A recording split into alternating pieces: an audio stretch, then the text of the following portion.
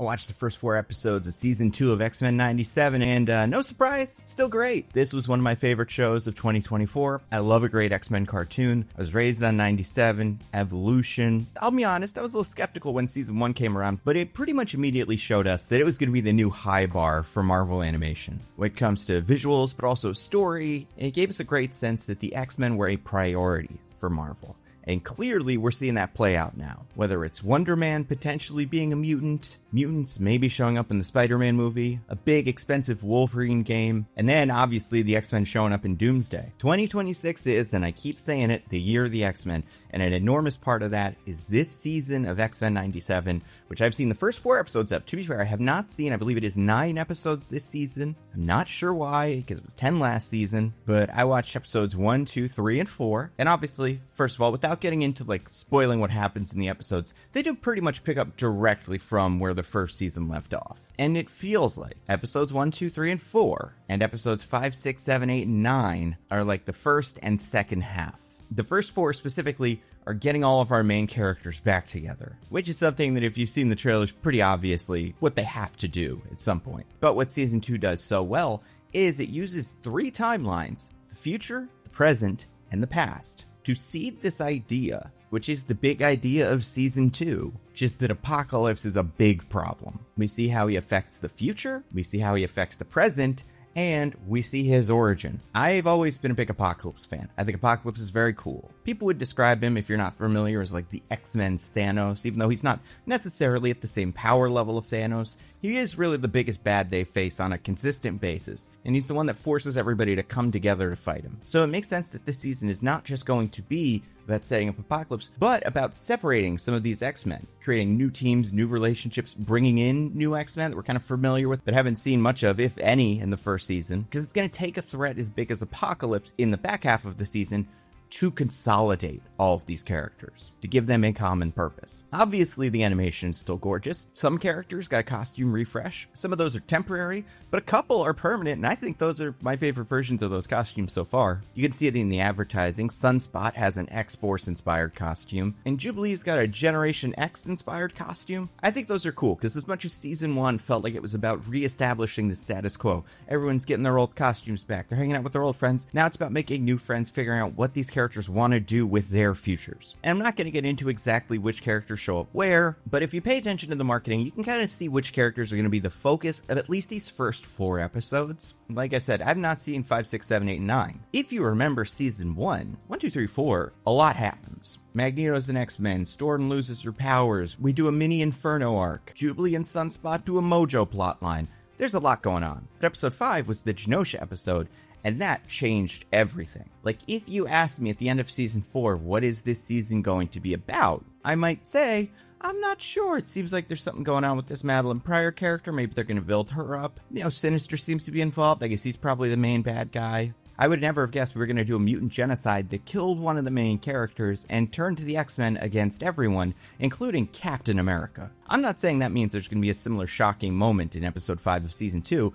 I don't know that. That would explain why we only saw the first 4. It seems like a very deliberate move on Marvel's part. And I can tell, as someone who has seen the trailers for this show, and who can track the other costumes characters are wearing in things I've not yet seen, some of the things are going to happen from episode 5 on. But I will say, a lot of the trailers and a lot of the marketing is from episodes 1, 2, 3, and 4, which is a good thing. There's some characters that clearly are the focus of a lot of these episodes, and other characters that are there. And for me, as an X-Men fan, I obviously have characters that I want to see more of here. Some of them I don't see at all. They have not made an appearance outside of an image on that board. There are other characters who play a part, and I wish it was a larger part. But we have a lot of X-Men, we have a lot of characters, and based on the story that this is, not necessarily based on the generation. This is the Morrison Quietly generation. This is the Liefeld generation when you're looking at X-Force and some of those costumes. But there are characters who you would expect, based on the comics, would have a larger role, and it does not appear that they do. It seems like that is not as much because of the era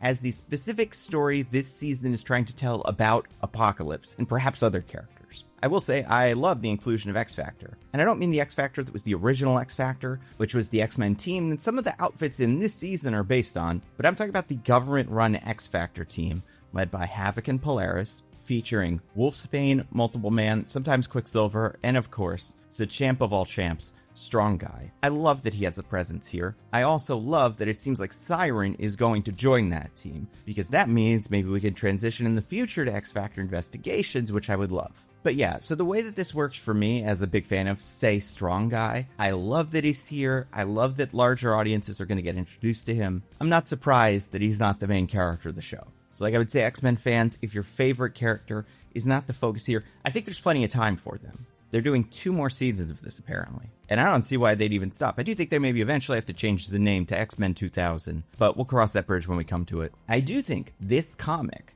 the X-Men 97 companion comic, having seen the episode that this is kind of connected to, this is helpful. I don't think it is necessary. You can figure out what's going on. But like, if you're like, oh, I want to watch this show now, go read that comic, because it is a nice lead into one of the episodes. And it does not cover the same ground as the episode. Like this, reading the comic will not spoil the episode for you. But like right now, even if the show isn't out, there are some X-Men 97 out there for you. And it is in this comic. A couple things I like, and again, I'm not trying to spoil anything, so I don't know. I mean, if you want to have no spoilers at all, just watch the show. If you watch the first season and you liked it, you're going to love it. If you didn't watch the first season because you're like, I want to see how this goes, and you kind of lost track, I would say go back and watch season 1, because it's great. Season 2 is going to be just as great. If you are, say, a Polaris fan who is like, I'm not really into this season 1, season 2 is going to be perfect for you. However, I was kind of curious.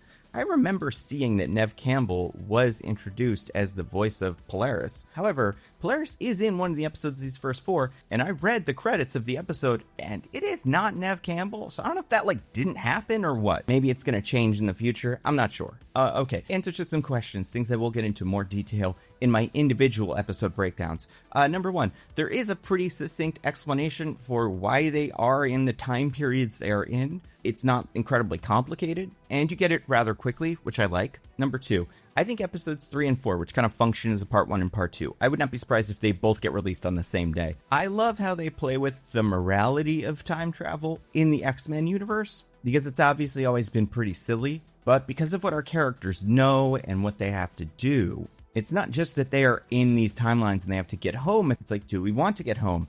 Do we owe it to the timeline to go home? Do we want to change a few things? And like in any other medium, the lesson's always, no, don't make changes, it's bad. But with the X-Men, it's like, maybe you should make changes. Maybe this will be good for the future. Maybe this is not just an Ouroboros of like, you make a change that ruins things and you go make the change to fix it, it ruins things again. Like, we have quite a few characters already. Cable, Bishop, who are time travelers, and whose whole thing is, I came from a bad timeline to fix it, and that's what I'm doing, and there's no judgment. So I like that we're doing time travel with the X-Men, because I genuinely don't know what the consequences are going to be, if any. Let's talk about some cameos. I'm not going to say who they are.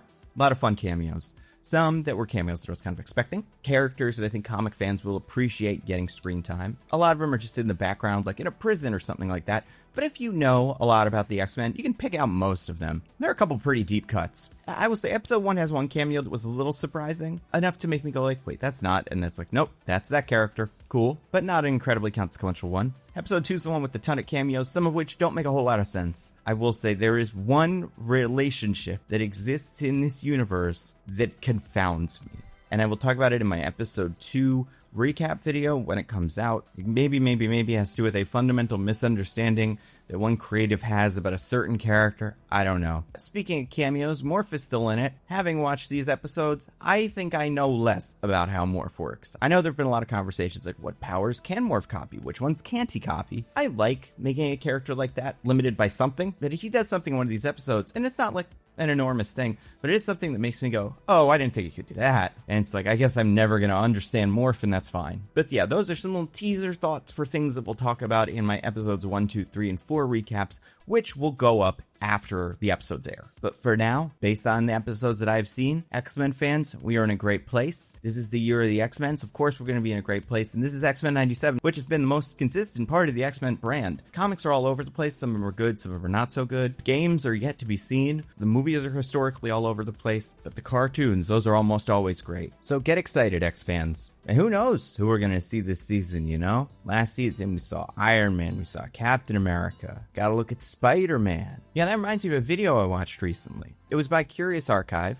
It was part of their Gods and Monsters series, and it was called Flesh of the Cosmos, looked at why so many depictions of alien life in popular culture tend to portray them as visceral, fleshy things. And they also talk about how these creatures went from being decentralized to centralized, and one of the examples they use are the symbiotes from Marvel Comics and movies and stuff, because they used to be some sort of hive mind, but now they're controlled by the god of symbiotes, Null. So when you look at the larger context of science fiction, was there any trend or reason why that change happened? Anyway, it's a great video, and you can only watch it on this video's sponsor, Nebula. Nebula is a subscription streaming platform that I and a bunch of other YouTubers you probably already love helped to create. First thing that's important, all of our videos go up there early and ad-free. So if you want to be the first person to see one of my Nando V movies or Nando Cut videos, Nebula is for you. And then there are series like Jetlag or Tom Scott's England, where they go up on Nebula a week before they go anywhere else. Then we also have Nebula exclusive series of videos, like Tom Nicholas has a series called Slow News Day. Captain Midnight has a series called Showrunners, where he looks at different people that have created television shows. The first episode is about Rod Serling in The Twilight Zone. The second episode is about Vince Gilligan in Breaking Bad. Looks at the journey of how they got to where they were and how that shaped the series they would showrun. And then Curious Archives Gods and Monster series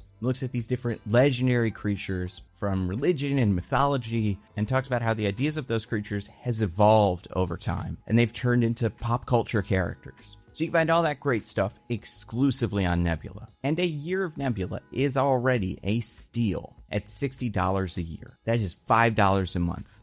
But if you go to go.nebula.tv/thenandocut, you can get Nebula for just $2.50 a month. That is $30 for the year. It's an awesome deal. Go check it out. I guarantee there is a creator you already love who's part of Nebula. And if you spend some time on Nebula, I bet you'll find your new favorite creator. After me, of course. Your second favorite creator because I'm your favorite. Don't correct me. Again, that is go.nebula.tv/thenandocut. I will do weekly updates of the X-Men episodes, episode by episode, as they release. Not sure exactly what the schedule's like that.